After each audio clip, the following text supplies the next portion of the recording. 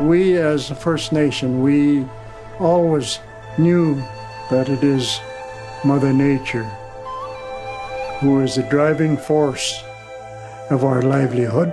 It is Mother Nature that controls our livelihood. We need to work with Mother Nature. Our country, we're a global treasure. We have a quarter of the world's fresh water. We have the largest coastline in the world.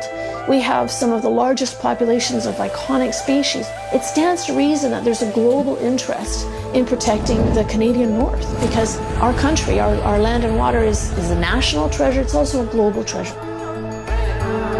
One of the roles that we are as Indigenous people, we are the stewards of the land. So I think that that can be done at the same time as being able to sign off agreements and making sure that these companies are doing their due diligence.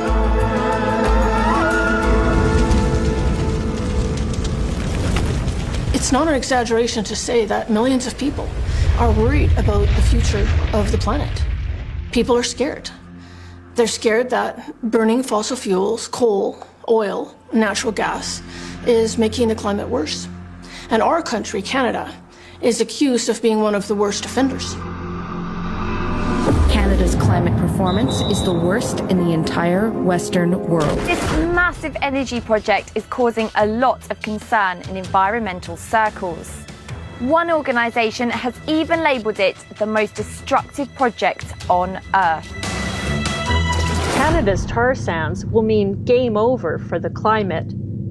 There's a movement now, a global movement, to go off fossil fuels, and even the oil industry is on board. The framework announced today will allow the ongoing innovation, technology, investment, and growth in the oil and gas industry at the same time we are looking to reduce our overall carbon emissions. In this way, we will do our part to address climate change while protecting jobs and industry competitiveness in Alberta. But not in the United States. The U.S. is producing more oil than ever. Most of that extra production comes from the Permian Basin in West Texas, making the state America's top oil producer. More and more of that oil is making its way through the port of Corpus Christi and around the world. We expect our exports to double. It is amazing, to double between now and 2020. We're actually pushing the oil industry to take advantage of the opportunities that they've already got. Tremendous to think that we've gone from potentially being a big natural gas importer and even more of an oil importer to being the world's largest producer of petroleum and natural gas for 5 years running. Here in Canada, we can't build pipelines. We can't even build a natural gas pipeline to help China get off coal. It's becoming a common occurrence in our city. A protest was organized in opposition to all pipeline production in the region, not just Enbridge. No! Tar sands! No! Tar sands! I hear the voice of my great-granddaughter saying, keep it in the ground. Woo! Without pipelines, Canada can only sell oil and natural gas to the United States. So the U.S. has a monopoly on Canada and no incentive to pay world prices. Last fall, it got so bad that Canadian oil producers were losing $50 on every barrel of oil. The price of a barrel of oil from Alberta's oil sands has fallen to a record low. The problem is the widening gap between Canadian and U.S. produced oil. Take West Texas Intermediate, an industry benchmark, and it closed today around $56 a barrel. But Alberta's Western Canadian Select was selling around $13 a barrel. Our energy sector in Canada is distressed, and at the same time, the U.S. energy sector is booming. And some of our homegrown leading businesses, such as Encana, TransCanada, Enbridge, are shifting their focus to the United States. Investment capital is exiting. And I have direct knowledge that some of our best equipment and some of our most talented workers are exiting.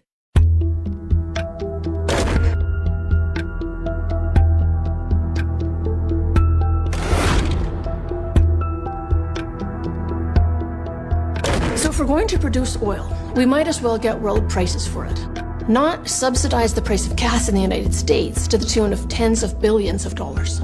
Building pipelines is about breaking the American monopoly that has Canada over a barrel. We never used to talk about pipelines. They were out of sight, out of mind, rarely in the news. But they are now. I say no, you say pipeline. No! Pipeline! No! Pipeline! The reason for that is a campaign. It's called the Tar Sands Campaign, and I stumbled across it 9 years ago in 2010, June of 2010, during the course of some other work that I was doing on the funding of another controversy, the fish farm fuss. Costco, farm salmon has to go. I've worked in charity most of my life, 10 years in Guatemala and Indonesia. And when I came back to Canada, I got into salmon farming. The chiefs that I talked to believed in it, and I figured if it was good enough for them in their traditional territories, it's good enough for me. It's been tremendous. We have First Nations people from our reserve working on these boats, plus many of them working at the plant, and some of them on the campsites tendering. It's absolutely great for our people. A few years later, I was a volunteer director on a board of a Canadian charity called the Adoptive Families Association. And I was looking for funding for that charity when, quite unexpectedly, I stumbled across something called an anti-farming campaign. That was a grant for about $560,000 for the coordination of the campaign against salmon farming.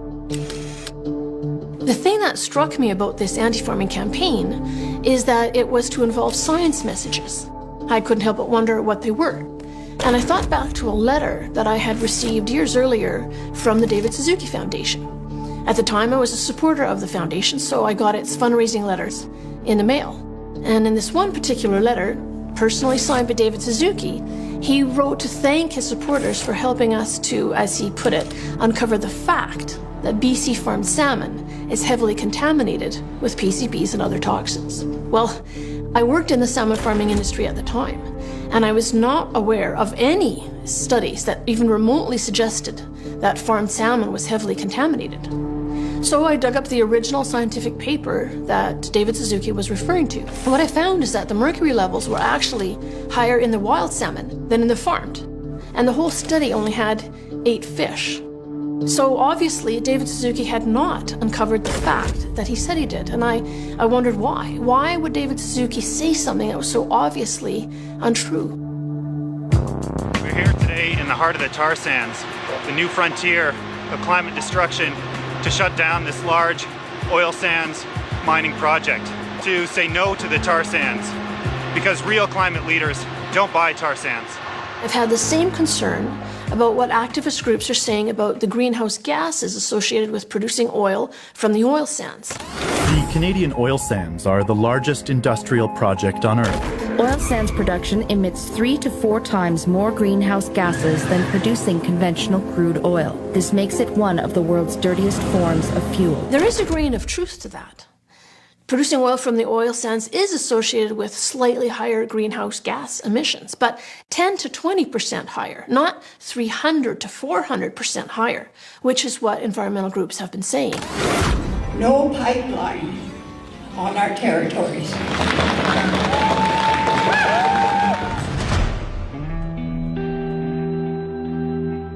My journey into politics started in 2003.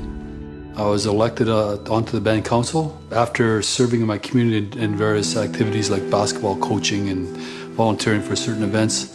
And so when I joined the council in 2003, I thought that I could access some of council's resources and divert it to my basketball teams. And I found out that my council, not only was my council broke, they were in such a bad deficit that Canada was threatening to come in and take over and shut us down. And that opened my world to the Indian Act, treaty, Aboriginal rights and title, government structures, anything I could get my hands on to read. And I took it from there. I couldn't stand to see my people living with 60 to 80% unemployment.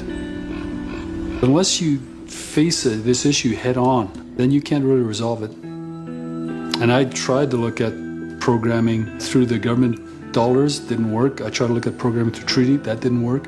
I tried everything I could to try to get our people on a better path, and it all failed. And that's when I realized I got to give economic development a shot. I got to look into LNG, I got to look into forestry, I got to look into mining. I got to give these people a purpose in life.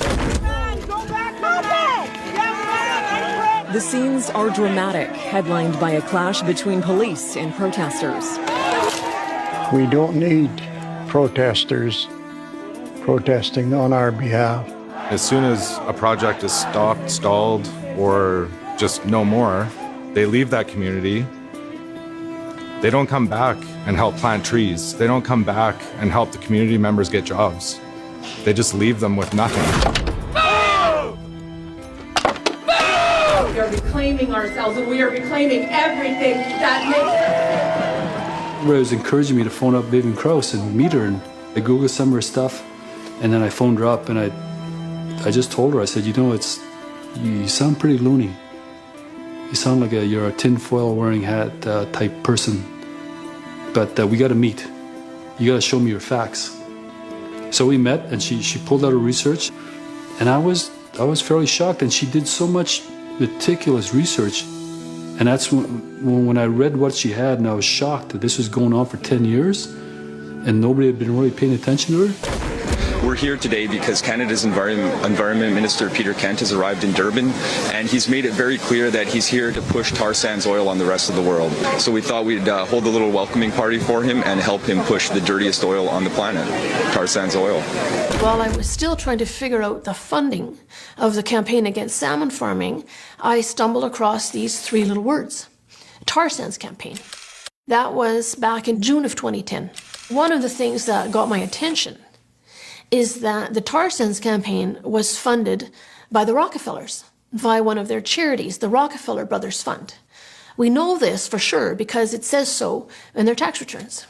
No, I go back to the funders, and it's so hypocritical that the funders from the United States who made their fortune in oil and gas now send money into Canada to shut down Canadian oil and gas. And in 2008, they helped launch the Tar Sands campaign. Another billion-dollar foundation, California's Hewlett Foundation, also helps fund the pipeline fight. Based on some of the tax records we've obtained, the American money adds up to millions of dollars, much of it funneled to Canadian environmental groups, often through another like-minded U.S. charity called the Tides Foundation. Back in 2010, when I first stumbled across this campaign, there was virtually no publicly available online information about it. You could Google tar sands campaign and you got nothing. So it wasn't entirely clear what this campaign was about. But now it is, because Corporate Ethics posted a description of the tar sands campaign at its website. It said that from the very beginning, the campaign strategy was to landlock what they call the tar sands so that the crude could not reach the international market where it could get a higher price per barrel. Then there's the American charity Corporate Ethics, also enlisted in the fight. Its website reveals what all those U.S. dollars actually accomplished. The campaign successfully landlocked the Canadian tar sands industry by blocking the approval of all major proposed pipelines in Canada and the U.S. The controversy from this campaign contributed to political victories at the provincial and national levels in Canada in 2015 that led to bold climate commitments by Canadian leaders. Back in January of 2019, CBC reported on the tar sands campaign, and within days, Corporate Ethics rewrote the entire description of the tar sands campaign.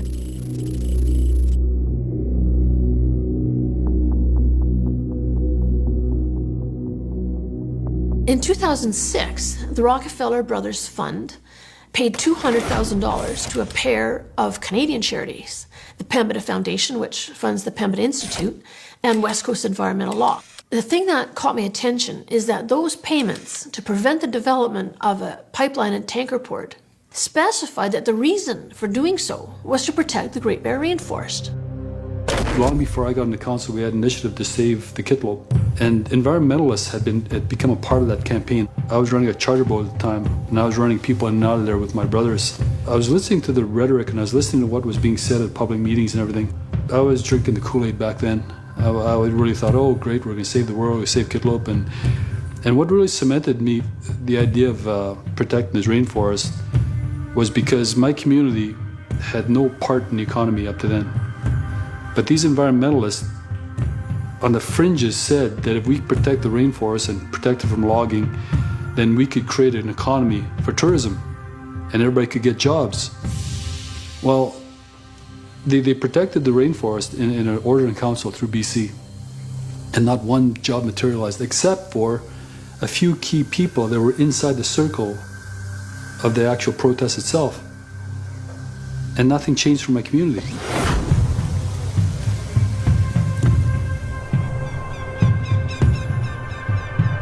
The Great Bear, also called the Great Spirit Bear, is actually a black bear. It's a phase or a variety of the black bear that's blonde. Beautiful bear. And there's about 100 of them in a relatively small area of the north coast of BC. The Rockefellers know very well where the bear lives, because in the 1990s they funded the original study of the area. And if they had stuck to protecting that, that would be great. But that's not what they're doing.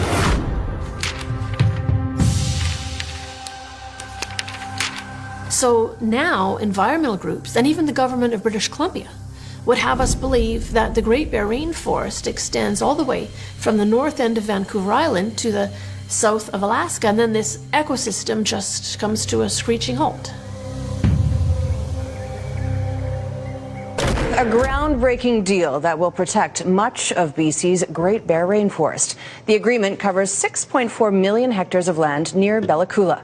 Under terms of an agreement between the province, First Nations, forest companies, and environmentalists, 85% of the old-growth forest will be permanently protected.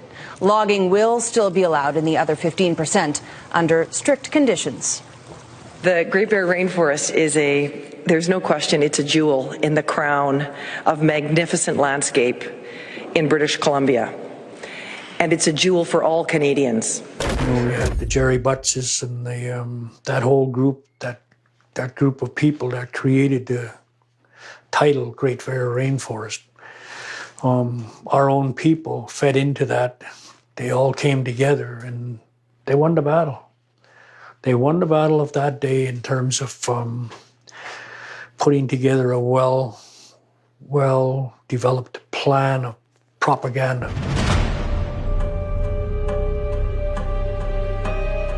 As far back as 2012, the Rockefeller Brothers Fund funded the New Venture Fund, specifically to get a limit or a cap put on production of oil out of Alberta.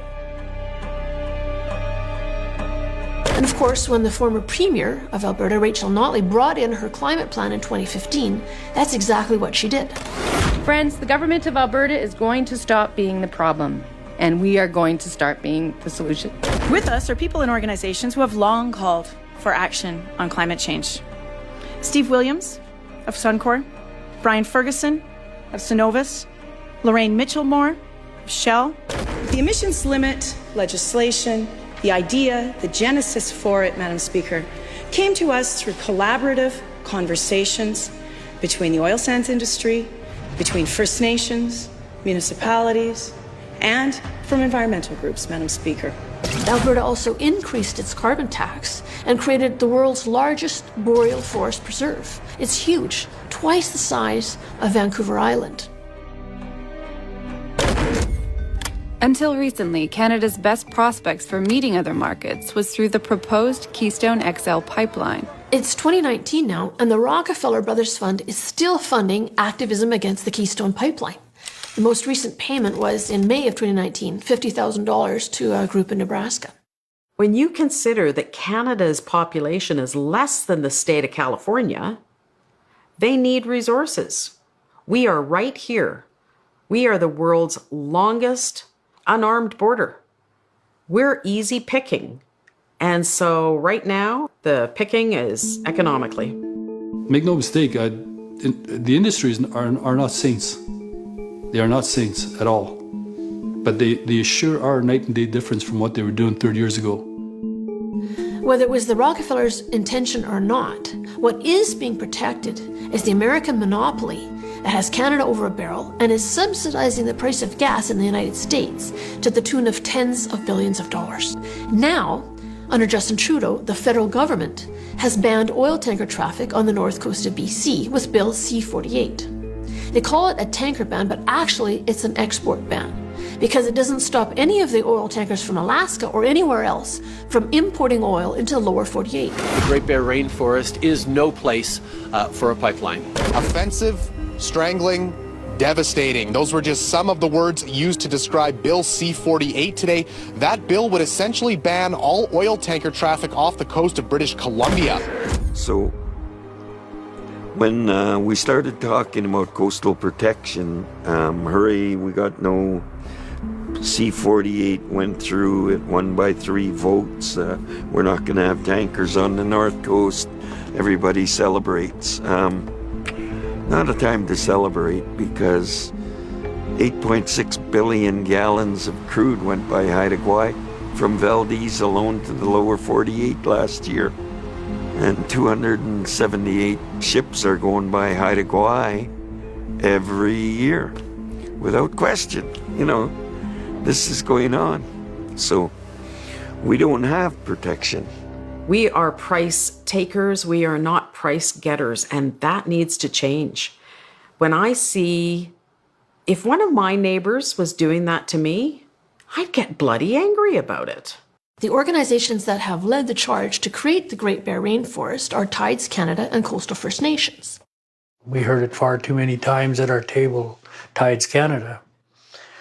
And we heard some people were too happy to tell us that, well, we know where they're getting their money from. They're getting it from Tides Canada. And you know what? They're getting millions. Back in 2004, the Rockefeller Brothers Fund paid $1 million for the capital to create Coastal First Nations and another $100,000 for startup. And then on Christmas Eve, 2004, a non-profit called the Coast Economic Development Society was incorporated. But as far as I can tell, it was financially inactive for the next 3 years until it got funding from the Gordon and Betty Moore Foundation, the same foundation that funds the campaign against salmon farming and has since poured at least $270 million into activism in Canada.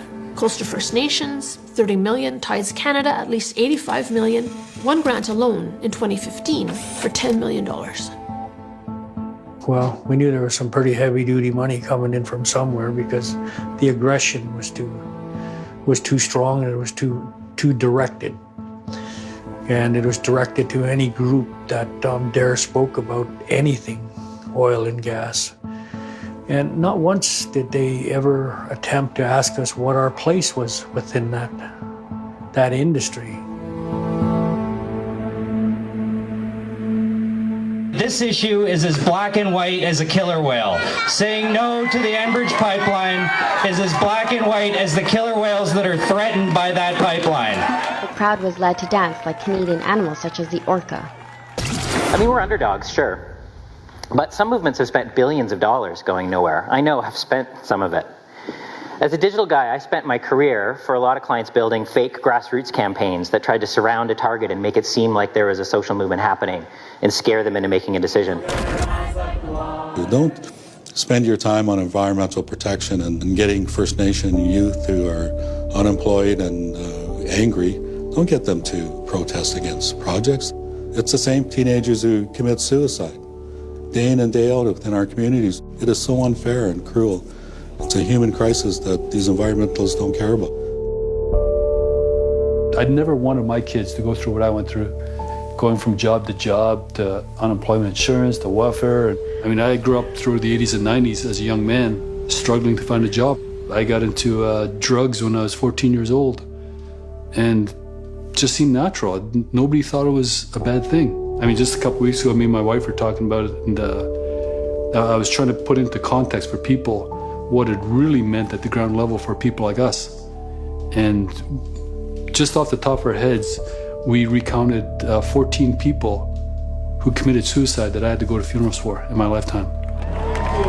Those agendas, they're basically taking advantage of the situation that we're in, and that's poverty. And I think that when they come in with their own agendas and write checks, and it's self-serving, and they're basically just using us, and these environments come in and pay us, and then they're gone, and the agendas, you know, they got what they accomplished, and we're still sitting here in poverty.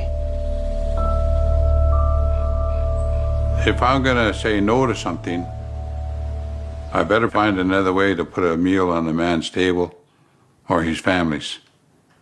Just don't say no and walk away, you know, because that's irresponsible and that's almost genocidal.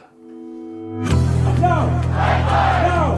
came in and they propped up the minority and they turned it into a big fight where Haislas were fighting against Haislas. We ended up in court, tore our community apart, tore our family apart. And then when all the dust settled and we realized, actually, all that wasn't true. It was all built on a lie.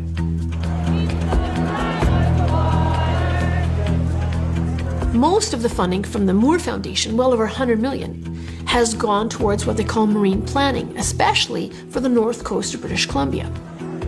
That money went to First Nations, environmental groups, and even the BC government for the development of 4 marine plans for the coast of British Columbia. None of them would allow for any tankers or ports, pipelines, or other infrastructure that is necessary for the overseas exports of Canadian oil and natural gas. Just this past year, the people that actually organized the Great Bear Rainforest are now proposing to set up right beside it the Great Bear Sea. Now, is it just coincidence that the Great Bear Sea includes a shipping lane that LNG tankers will travel to get LNG from Kitimat over to Asia? I don't think it's coincidence. I think it's another tactic. Let's sterilize land, let's sterilize waterways, and in that way, indirectly, we can shut down industry. No doubt about it, the coast of British Columbia is spectacularly beautiful. Alaska's pretty special too, the Oregon coast, California, it's beautiful. But the only place where there's a decade-long, multi-million-dollar Rockefeller-funded campaign to stop oil tanker traffic is in British Columbia. In California, you've got oil rigs right on the beach. One of the key organizations in the marine planning process funded by the Moore Foundation is the World Wildlife Fund Canada, which is funded specifically for facilitating federal government commitment. During the early years, the president of the World Wildlife Fund Canada was Gerald Butts, until he resigned to run the leadership and then the election campaigns for Justin Trudeau. One of the last grants that World Wildlife Fund received while Gerald Butts was still president was $2 million specifically for achieving the conditions and relationships conducive to marine planning. After he resigned, World Wildlife Fund paid Gerald Butts roughly $400,000 as severance. We know it was severance because Mr. Butts has said so on Twitter. Under Justin Trudeau, one of the first things that the federal government did in 2015 was to approve the type of marine plans that had been funded by the Moore Foundation, setting aside a huge area of coastal Canada, roughly the size of Saskatchewan. You say tankers, no! Tankers! No! Tankers! When I say stand with, you say Tiny House Warriors, stand with! Another organization funded by the Rockefeller Brothers Fund is OPEN, the Online Progressive Engagement Network. 2015 annual report, OPEN reports that it ran a Canadian campaign that, quote, moved the needle during the 2015 federal election, contributing greatly to the ousting of the Conservative Harper government. How did it do that? Well, OPEN is the parent organization of a Canadian nonprofit called Lead Now. Lead Now portrays itself as a youth movement, the brainchild of 2 university students, but there's more to it than that. Lead Now says that it is supported by more than 2,000 Canadians, and no doubt it is. But where did Lead Now get its original donor base? According to Stratcom, a company created with capital from the Tides Foundation, Stratcom put together Lead Now's database of 1,800 donors. As I was watching the 2015 federal election, I noticed Lead Now, and they were so slick. I thought, who is this organization? All right, what's this all about? What do you hope to accomplish? Well, our goal is to create a new way for Canadians to come together online, to talk about their hopes, their shared hopes and priorities for the country, and to create a really strong voice that's going to be heard in Ottawa. One of the things I found is their original business plan, which called for $16 million over 10 years. I also found photographs of Lead Now attending a meeting with the Rockefeller Brothers Fund in 2012 and other meetings with OPEN in England and in Australia. Lead Now claims credit for having defeated at least 25 Conservative incumbents in the 2015 federal election. That's a bit of a stretch, but in a few ridings where Lead Now had staff, they may have made a difference. In Winnipeg, for example, the Conservative incumbent lost by only 61 votes. And this fall, they're at it again. Lead Now says it has 800 volunteers working in 149 ridings. So what's wrong with an organization like Lead Now trying to influence Canada's elections? Well, if Lead Now is just a youth movement, that's fine.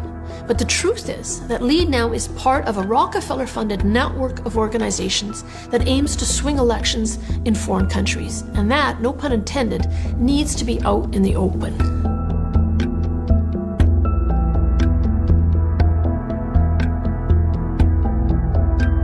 When you look at charitable organizations that have ulterior motives that damage Canada, that charitable standing needs to be pulled. Are you consulted in the development of the buyback by Minister Ananda Sangri?